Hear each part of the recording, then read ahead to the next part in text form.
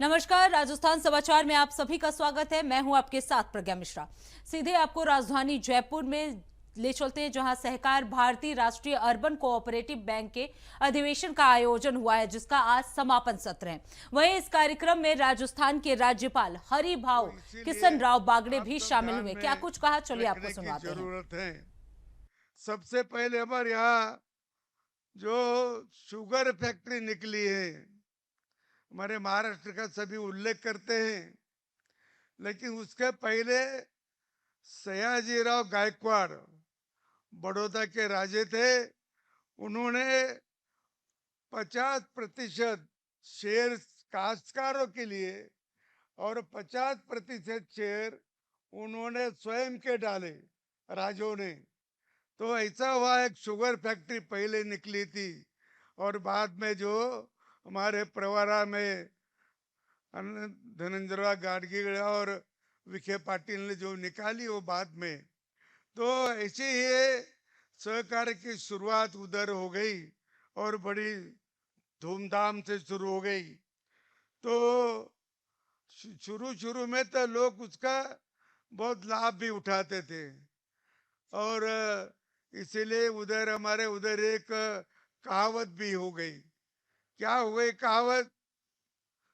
तो कहावत ये हो गई कि बैठने को फटफटी मोटरसाइकिल, बैठने को फटफटी और खर्च को सोसाइटी।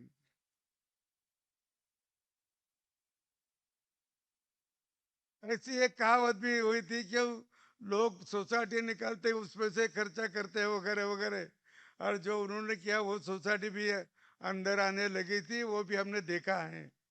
तो ऐसी वो परिस्थिति थी।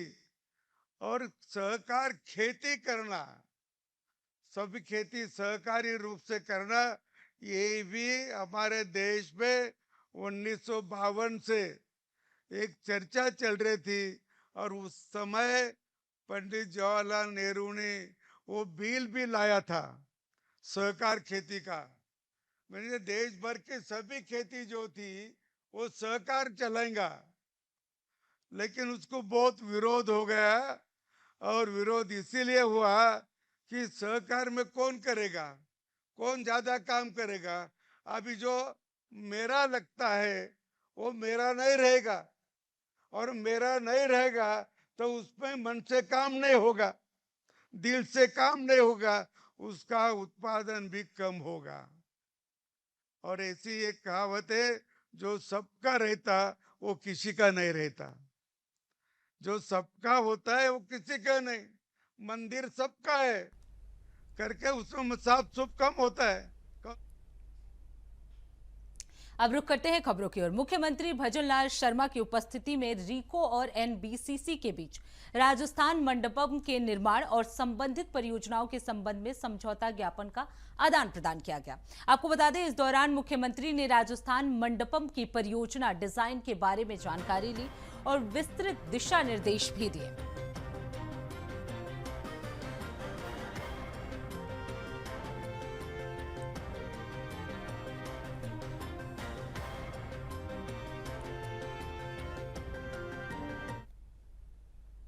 अब रुक कर लेते हैं अगली खबर की। खबर राजस्थान के मरु नगरी से है, जहां अपराधियों का बोलबाला लगातार बढ़ता जा रहा है। आपको बता दें, बुधवार सुबह दो बाइक सवारों ने युवा व्यवसायी और कांग्रेस नेता धनपत चायल के घर पर अंधाधुंध फायरिंग कर दी। इस वारदात की जिम्मेदारी लॉरेंस बिश्नोई से जुड़े हैरी बॉक्सर गैंग ने ली है। फायरिंग रंगदारी वसूलने के लिए नाकाम प्रयास से हुई, जिसमें 5 करोड़ रुपए की मांग की गई थी। हालांकि वारदात में कोई हताहत नहीं हुआ। इस संबंध में हमारे संवाददाता के सिंह ने बीकानेर के रेंज आईजी हेमंत कुमार शर्मा से विशेष बातचीत की है। चलिए आपको सुनाते हैं। तो आपको बता दें, 5 करोड़ की रंगदारी मामले में ये घटना सामने आई है, जिसमें हैरी बॉक्सर गैंग ने जिम्मेदारी ली है। आपको बता दें, लगातार बीकानेर में जो है इस तरह की कार्रवाई जो है वो बढ़ती जा रही है। बदमाशों की जो टीम है वो बढ़ती जा रही है। हैरी बॉक्सर गैंग ने इसकी पूरी जिम्मेदारी ली है। अंधाधुंध फायरिंग जो है वो लगातार बीकानेर में किए जा रहे हैं, चाहे वो पॉलिटिकल पार्टी हो या कोई अन्य व्यक्ति हो। लगातार इस तरह की घटनाएं उनके सामने जो है वो देखने को मिल रही है। बाइक पर सवार होकर लगातार फायरिंग करते हुए बदमाश जो है वो नजर आ रहे हैं। इसी मुद्दे को लेकर हमारे संवाददाता के सिंह ने बातचीत भी की है।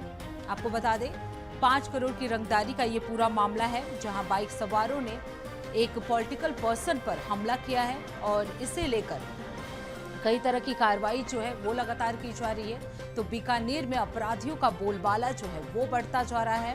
5 करोड़ की रंगदारी न देने पर बाइक सवारों ने एक व्यक्ति पर फायरिंग की है।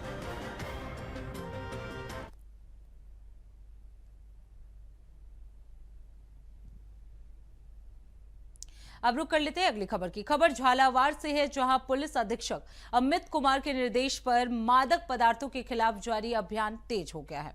आपको बता दें तस्करों की कमर तोड़ने के लिए अब उनके बनाए गए लाखों रुपए के आशियानों पर भी पुलिस का पीला पंजा चल रहा है।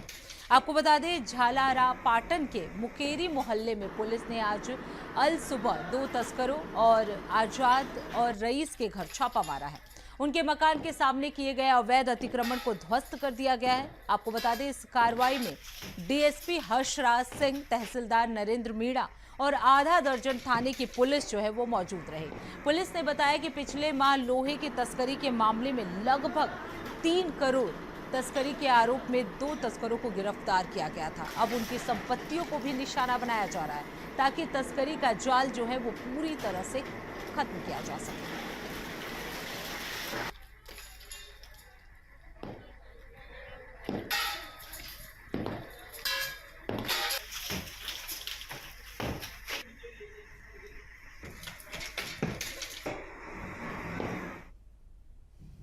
अब रुक कर लेते हैं अगली खबर की। खबर मांगरौल से है, जहां संयुक्त किसान संघर्ष समिति ने मांगरौल में आयोजित किसान पंचायत क्षेत्र के 70 गांवों के सैकड़ों किसानों ने भारी बारिश से हुए फसल नुकसान का सही आकलन न किए जाने और प्रशासन द्वारा गलत सर्वे रिपोर्ट पेश करने पर तीखा विरोध जताया है। किसानों ने मांगरौल क्षेत्र को आपदाग्रस्त घोषित किए बिना मुआवजा और कर्जा माफी नहीं देने की कड़ी निंदा की है। आपको बता दें समिति के संयोजक रामचंद्र मीणा ने कहा कि यदि 10 दिन के समाधान नहीं निकला तो आगामी विधानसभा उपचुनाव में सरकार को परिणाम भुगतने होंगे। किसान रैली उपखंड कार्यालय पहुंची और मुख्यमंत्री को इस मामले में ज्ञापन भी सौंपा है। उन्होंने न्याय संगत मुआवजा और कर्ज माफी की मांग की है। इस दौरान आपको बता दें मुकेश, हरि ओम, धनराज, गिरिराज, मऊ, सुखबीर जैसे कई किसान जो है वो मौजूद रहे। तो गलत रिपोर्ट के विरोध में सड़कों पर ये किसान जो है उतरे हैं। सड़कों पर ये किसान जो है आक्रोशित रूप में उतरे हैं। कर्ज माफी, बीमा क्लेम और मुआवजा नहीं देने पर वोट नहीं दिए जाएंगे, इस तरह की चेतावनी जो है किसानों की तरफ से दी गई है। तो मांगरौल के सड़कों पर ये आक्रोशित किसान जो है वो नजर आ रहे हैं। मुआवजा न मिलने पर वोट नहीं दिए जाएंगे, इस तरह की चेतावनी जो है किसानों की तरफ से दी जा रही है।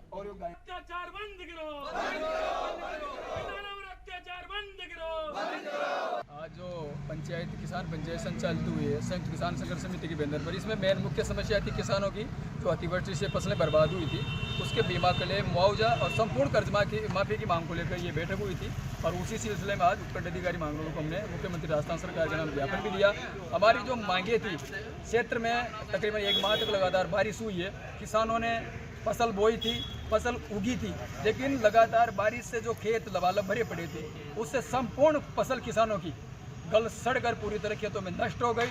और नष्ट होने के बाद जो सर्वे किया गया स्थानीय प्रशासन ने, पता नहीं वो झूठ आता या सही था, लेकिन जो तत्काल भी 4 दिन पहले हमारे कृषि मंत्री जी का जो बयान आया था उसके आधार पर केवल ये कहा गया था कि मांगरोल को छोड़कर बाकी सभी जगह नुकसान हुआ है। तो उसमें किसानों को इस पर आक्रोश हुआ और पीड़ा भी हुई एक तरह से कि वास्तव में मांगरोल में जब सबसे ज़्यादा बारिश हुई है और फिर ये क्षेत्र क्यों छोड़ा गया। तो आज उस सिलसिले में हमने हजारों की संख्या में जो मांग पत्र छपवाए थे, प्रत्येक किसान की तरफ से ज्ञापन देने का कार्यक्रम निश्चित था। उपखंड अधिकारी जी को प्रत्येक किसान द्वारा भी ज्ञापन दिया गया। हाँ, प्रत्येक किसान के द्वारा आज हजारों की संख्या में ज्ञापन की प्रतियां दे के मांग की है कि एक तो बीमा क्लेम, मुआवजा और संपूर्ण कर्जा माफी और खाद जो अटैचमेंट दिया जा रहा है ये सब बंद होना चाहिए। तो फिलहाल रुकते एक छोटे से ब्रेक के लिए। ब्रेक के बाद चल लौटेंगे। देखते रहिए इंडिया वॉइस। तो ब्रेक के बाद एक बार फिर आप सभी का स्वागत है। रुक कर लेते हैं खबरों की ओर। खबर डीग से है, जहां ठेकेदार की लापरवाही से खुले गड्ढों ने 2 मासूम बच्चों की जान ले ली, जबकि एक बच्ची जो है वो गंभीर हालत में है, जिसे हायर सेंटर भरतपुर रेफर कर दिया है।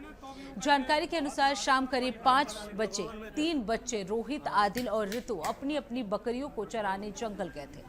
अचानक उनकी बकरी फिसलकर सड़क किनारे बने गड्ढे में गिर गई। आदिल ने बकरी को बचाने के लिए गड्ढे में पैर डाला और फिसल गया। उसे बचाने के लिए रोहित भी गड्ढे में गिर पड़ा। रोहित की बहन ऋतु ने दोनों को बचाने की कोशिश की, लेकिन उसका पैर भी फिसल गया और वो भी पानी में डूब गई। आसपास के लोग मौके पर पहुंचे और तीनों बच्चों को गड्ढे से बाहर निकाला, लेकिन उन्हें तुरंत जिला अस्पताल डीग ले जाया गया, जहां डॉक्टरों के प्रयास के बावजूद आदिल और रोहित जो है उनकी मृत्यु घोषित कर दी गई। ऋतु की हालत गंभीर देख उसे भरतपुर हायर सेंटर रेफर कर दिया गया है। आपको बता दें, ग्रामीणों ने सड़क निर्माण में ठेकेदार की लापरवाही और खुले गड्ढों को जिम्मेदार ठहराते हुए क्षतिपूर्ति की मांग की है। शव लेने से पहले परिजन ने विरोध किया, जिसे उप तहसीलदार और सीओ सिटी के समझाने पर शव सौंपा गया। प्रकार हुए बच्चे बकरी चराने गए, नहर के पास सड़क का निर्माण हो रहा है, बेडम टू बरसाना वो रोड बन रहा है, उसकी वो खाई खुद रही है। उसमें बकरी चराते समय बच्चों का पैर फिसल गया और एक बच्चा गया, उसके बाद दूसरा गया, दूसरे के बाद तीसरा गया। वो खाई किसने खोदी? वो खाई खोदी सब मशीन ने खोदी, जेसीबी पॉपलेन ने खोदी है। सब खो की घटना नहर की। हाँ, नहर के साइड में बड़ा रोड बन रहा है, सड़क बनाने में, सड़क निर्माण में। आज मेरे उपखंड क्षेत्र तहसील डीग के गांव को में पोखर में के पानी में डूबने से 2 बच्चों की ऑन स्पॉट ही डेथ हो गई। एक बच्ची घायल हुई, इसको सीएचसी डीग लाया गया है और यहाँ से भरतपुर राजकीय चिकित्सालय है उसके लिए रेफर किया गया है। जिन बच्चों की डेथ हुई है रोहित सन ऑफ रामेश्वर, जाति प्रजापति, उम्र 13 वर्ष। दूसरा बच्चा है आदिल सन ऑफ शहजाद, जाति मेव, उम्र 12 वर्ष। जिस बच्ची को भरतपुर के लिए रेफर किया गया है, अभी 108 एम्बुलेंस लेके गई है। ऋतु डॉटर ऑफ रामेश्वर, जाति प्रजापति, उम्र 11 वर्ष। ये घटनाएं हैं पानी में डूबने से हुई। आपको पता है कि बरसात का मौसम चल रहा है और जल भराव वाले क्षेत्रों में बच्चों को नहीं जाने दें, एहतियात बरती जाए, माता पिता की भी जिम्मेदारी बनती है। और इस तरह की घटनाओं की पुनरावृत्ति नहीं हो, उसको रोकने के लिए माता पिता को प्रयास करना चाहिए और सरकार के स्तर पर भी हम प्रयास करेंगे इस संबंध में कि जहाँ इस तरह की घटनाएं कुछ पुनरावृत्ति होती है तो वहाँ हम रोकथाम के उपाय कर सकें, चेतावनी बोर्ड लगा सकें। अब रुक कर लेते हैं अगली खबर की। खबर डूंगरपुर जिले से है, जहां पुलिस की बड़ी कार्रवाई देखने को मिली है। आपको बता दें, पुलिस ने लिखी बड़ी गांव में एक युवक के घर पर उसकी प्रेमिका के परिजनों द्वारा हमला कर तोड़फोड़ और आगजनी के मामले में 10 हमलावरों को गिरफ्तार कर लिया है, जिनसे लगातार पूछताछ भी की जा रही है। आपको बता दें, पुलिस उपाधीक्षक राजकुमार राजोड़ा ने बताया कि लिखी बड़ी गांव निवासी हितेश डामोर गांव की खाट परिवार की नाबालिग प्रेमिका को 18 दिन पहले भगा कर ले गया था, जिस पर प्रेमिका के परिजनों ने प्रेमी के घर वालों को उसे वापस लाकर सौंपने की बात कही थी। वहीं नहीं लाने पर परिणाम भुगतने की चेतावनी भी दी थी। इधर नाबालिग के नहीं आने पर उसके परिवार के लोगों ने 8 सितंबर को हितेश डामोर के घर और उसके परिवार के घरों पर हमला बोल दिया। हमला होने पर प्रेमी के घर वाले अपनी जान बचाकर घर छोड़कर भाग गए। 8/9/2025 को प्रार्थना श्रीमती शारदा डामोर निवासी लिखी छोटी ने एक रिपोर्ट दी कि मुलजिमानों ने मेरे घर में आगजनी की, तोड़फोड़ कर दी वगैरह। रिपोर्ट पर मुकदमा दर्ज किया जाकर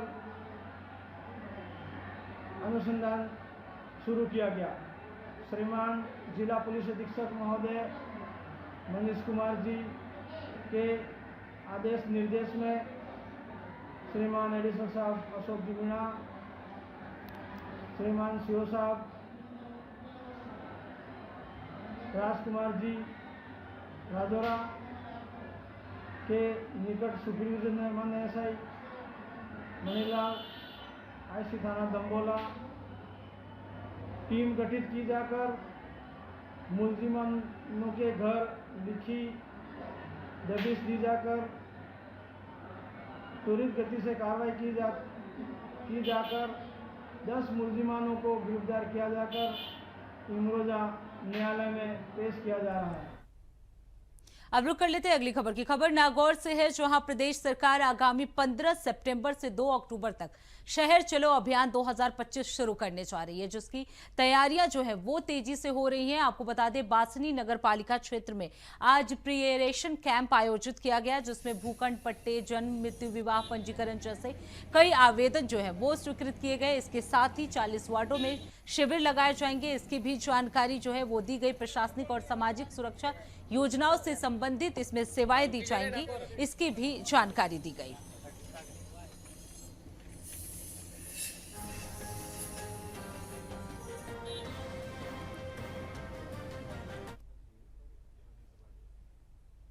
अब रुक कर लेते हैं अगली खबर की। खबर डीग जिले से है, जहां जिला कलेक्टर उत्सव कौशल ने बताया कि 17 सितंबर 2025 से जिले में ग्रामीण सेवा शिविर आयोजित किए जाएंगे, जिनका उद्देश्य जो होगा वो हर गांव तक प्रशासन की सेवाएं पहुंचाना और आम जन को एक ही स्थान पर सभी सरकारी सुविधाएं प्रदान करना है। ये शिविर गांव-गांव में आयोजित होंगे और सरकारी योजनाओं का लाभ मौके पर ही ग्रामीणों को उपलब्ध कराया जाएगा। वहीं इस दौरान कलेक्टर कौशल ने पंचायत समिति सभागार में अधिकारियों को संबोधित करते हुए बताया कि यह अभियान पूर्व में गांव चलो अभियान का नाम बदलकर ग्रामीण सेवा शिविर रखा गया है और ये अब 17 सितंबर से शुरू किया जाएगा। और इसी के लिए ये बैठक की गई थी, जिसमें सभी तरह की जानकारी दी गई।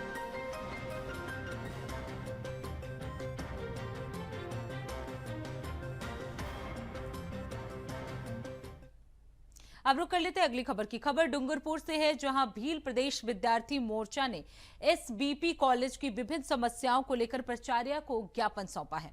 इस दौरान कॉलेज के निवर्तमान छात्र संघ के अध्यक्ष तुषार परमार के नेतृत्व में छात्रों ने प्राचार्य की कुर्सी पर ज्ञापन चस्पा दिया। तुषार पर ने बताया कि कॉलेज में एनसीसी की पिछली भर्ती प्रक्रिया जो है वो लंबित है, जिसे इस साल पूरी करवाई जानी चाहिए थी। इसके अलावा अंतर महाविद्यालय खेलकूद प्रतियोगिता के लिए भी कॉलेज स्तर पर खिलाड़ियों का ट्रायल कर टीम बनाई जाए। इस तरह की कई ज्ञापन जो है वो प्रधानाचार्य को सौंपे गए हैं। हालांकि जिस दौरान ये सौंपा गया उस दौरान प्रधानाचार्य जो है वो मौजूद नहीं, जिसकी वजह से उनकी कुर्सी पर ये पूरे ज्ञापन जो है चस्पा दिए गए। आज हम प्रदेश विद्यार्थी मोर्चा के बैनर तले कॉलेज की विभिन्न समस्याओं को लेके आज हम कॉलेज प्रचार को ज्ञापन देने आए थे। लेकिन जो कॉलेज प्रचार है वो किसी कार्य से बाहर किसी कॉलेजों में, अन्य कॉलेजों में निरीक्षण करने के लिए गए थे। लेकिन जिसको अतिरिक्त चार्ज दे रखा है, जिसको वो यहाँ पे भी हमको उपस्थित नहीं मिले, इसलिए हमने कॉलेज की जो विभिन्न समस्या थी उसको लेकर जो ज्ञापन था, हमने जो उस कुर्सी पे जो बैठते हैं जिसको अतिरिक्त चार्ज दिया था उस कुर्सी पर हमने चस्पा कर दिया है। और ये जिस तरह से इस कॉलेज के स्टाफ का जो रवैया है बिल्कुल छात्र हितों के लिए कहीं न कहीं अन्याय है। तो हम अगर ये रवैया अगर आगामी दिनों में नहीं सुधरता है तो हम भील प्रदेश विद्यार्थी मोर्चा के बैनर तले उग्र आंदोलन करेंगे और अनिश्चितकालीन के लिए इस कॉलेज के गेट को बंद करके विरोध प्रदर्शन करेंगे। अब रुक कर लेते हैं अगली खबर की। खबर ओसिया से है, जहां खारवा में सवासा की पहाड़ियों में बीते कई दिनों से जंगली जानवर के घूमने से ग्रामीणों में दहशत का माहौल है। आपको बता दें, ग्रामीणों का कहना है कि ये जानवर पैंथर, लेपर्ड या फिर शेरनी भी हो सकता है। बढ़ती दहशत को देखते हुए ओसिया विधायक भैरा राम सियोल ने बुधवार को विधानसभा में पॉइंट ऑफ इंफॉर्मेशन के तहत ये मुद्दा गंभीरता से उठाया। उन्होंने वन विभाग को चेताते हुए कहा कि जल्द से जल्द विशेष सर्च अभियान चलाकर इस जंगली जानवर से रेस्क्यू किया जाए। विधायक सियोल ने स्पष्ट किया कि यदि समय रहते कोई कार्रवाई नहीं हुई तो क्षेत्र में किसी अनहोनी की आशंका से इनकार नहीं किया जा सकता। फिलहाल वन विभाग ने क्षेत्र में निगरानी बढ़ा दी है और कार्रवाई की तैयारी की जा रही है। अध्यक्ष महोदय, जो पॉइंट ऑफ इंफॉर्मेशन के माध्यम से एक सूचना देना चाहूँगा। मेरे विधानसभा क्षेत्र ओसिया में एक ऐसा लेपर्ड घुस गया है और उसने लगभग 15-20 गायें मार दी है। और वहाँ गांव के बड़े बड़े लोग हैं, वो ये कह रहे हैं ये तो मुझे लेपर्ड नहीं शेरनी है। अब ये शेरनी भूखी है या प्यासी है, जो भी है, ये जैसे माननीय वन मंत्री जी से निवेदन है कि उस ऐसा शेरनी को जैसे रेस्क्यू करके या उस ऐसा लेपर्ड को रेस्क्यू करके जैसे वन विभाग में जैसे भेजना का जैसे कष्ट करे, क्योंकि वो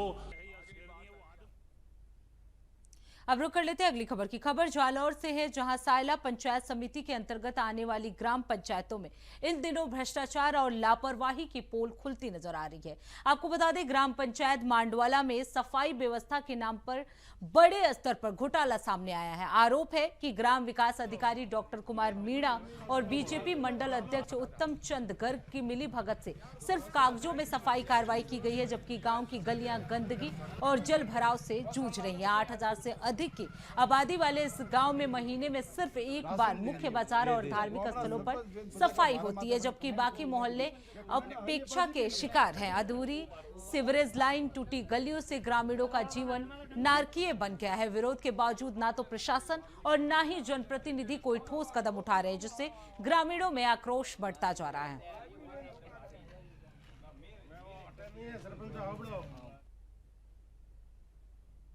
अब रुक कर लेते हैं अगली खबर की। खबर सीकर जिले से है, जहां लोसल नगर पालिका ने घर घर कचरा संग्रहण का ठेका एक वीओइस नाम की कंपनी को दे दिया है, लेकिन इस कंपनी ने देश के राष्ट्र ध्वज की घोर अपमान की।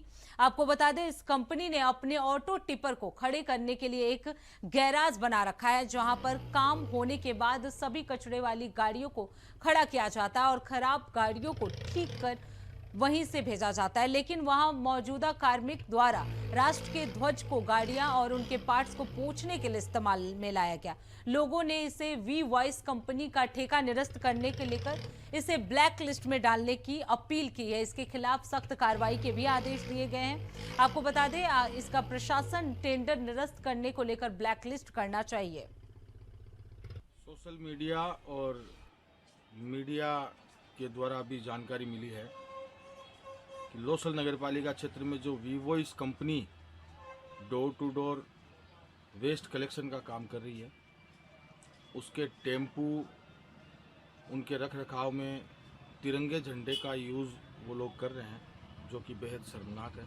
मेरा मानना है तिरंगा झंडा हमारे देश की आन बान शान का प्रतीक है और इस तरह का तिरंगे ध्वज का अपमान मैं ही नहीं, देश का कोई भी भारतवासी सहन नहीं करेगा।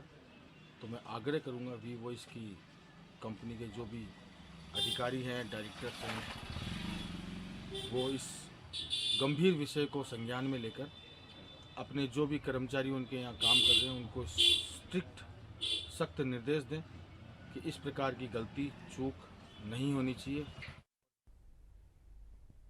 अब रुक कर लेते हैं अगली खबर की। खबर जालौर जिले से है, जहां डाबली राठौरान गांव के किसानों ने मंगलवार को उपखंड अधिकारी कार्यालय पहुंचकर जिला कलेक्टर के नाम ज्ञापन सौंपा है। आपको बता दें, किसानों ने भारी बारिश से बजरी और मूंग की फसलों को हुए नुकसान की भरपाई की मांग की है। ज्ञापन में किसानों ने बताया कि खरीफ की फसल पूरी तरह से पक चुकी थी, लेकिन हालिया अतिवृष्टि ने खड़ी फसलों को पूरी तरह से बर्बाद कर दिया है। अब किसान चाहते हैं कि पटवारी हल्का से विशेष सर्वे करवाया जाए, ताकि राज्य सरकार से उचित मुआवजा प्राप्त किया जा सके।